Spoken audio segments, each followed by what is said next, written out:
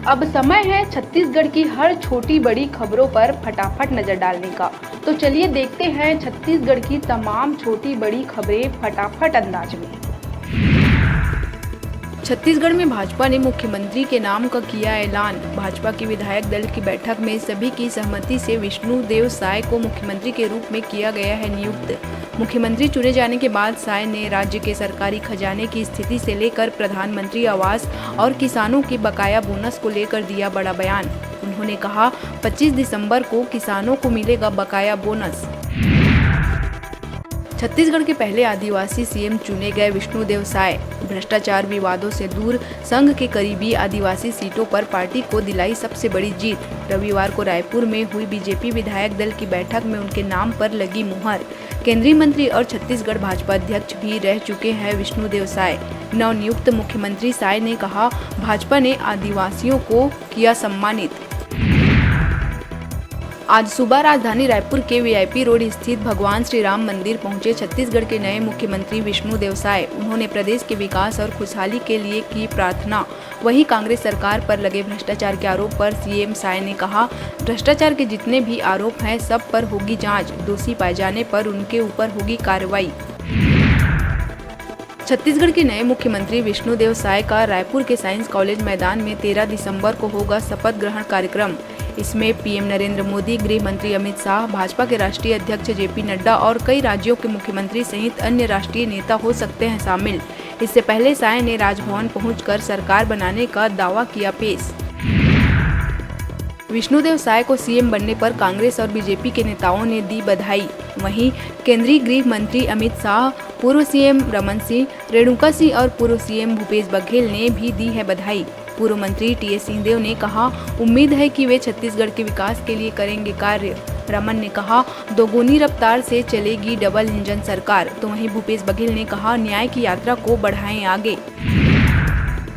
छत्तीसगढ़ में होंगे 2 उप मुख्यमंत्री, जिसमें अरुण साव और विजय शर्मा के नाम पर बनी सहमति।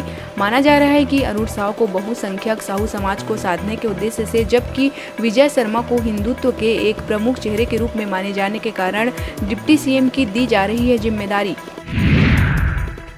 नारायणपुर में भाजपा नेता रतन दुबे की हत्या में शामिल 4 माओवादियों को पुलिस ने किया गिरफ्तार।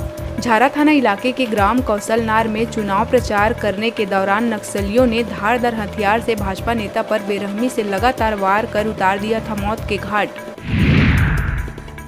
बलरामपुर वाड्रफ नगर विकासखंड के बढ़ती कला गांव के प्राथमिक स्वास्थ्य केंद्र में अस्पताल प्रबंधन की बड़ी लापरवाही आई है सामने। प्रसव पीड़ा से तड़प रही महिला को स्वास्थ्य केंद्र में नहीं मिली मदद। स्वास्थ्य केंद्र में लटका रहा ताला, जिसके बाद मितानिन के सहयोग से अस्पताल परिसर में बने शेड में कराया गया डिलीवरी। विधानसभा चुनाव में कवर्धा क्षेत्र के कांग्रेस प्रत्याशी मोहम्मद अकबर की करारी हार के बाद नगरपालिका अध्यक्ष ऋषि शर्मा ने अपनी नैतिक जिम्मेदारी लेते हुए नगरपालिका अध्यक्ष पद से दिया इस्तीफा। बहुत जल्द नए अध्यक्ष पद का होगा चुनाव। कांग्रेस पार्षद ही बन सकते हैं नगरपालिका अध्यक्ष। बिलासपुर हाईकोर्ट ने एक मामले की सुनवाई के बाद आदेश देते हुए कहा है कि टीईटी प्रमाण पत्र है आजीवन वैध। वैधता समाप्त होने के आधार पर अपात्र करना है गलत। दरअसल संचालक लोक शिक्षण रायपुर ने बस्तर व सरगुजा संभाग में शिक्षकों के रिक्त पद के लिए विज्ञापन जारी कर आवेदन किए थे आमंत्रित।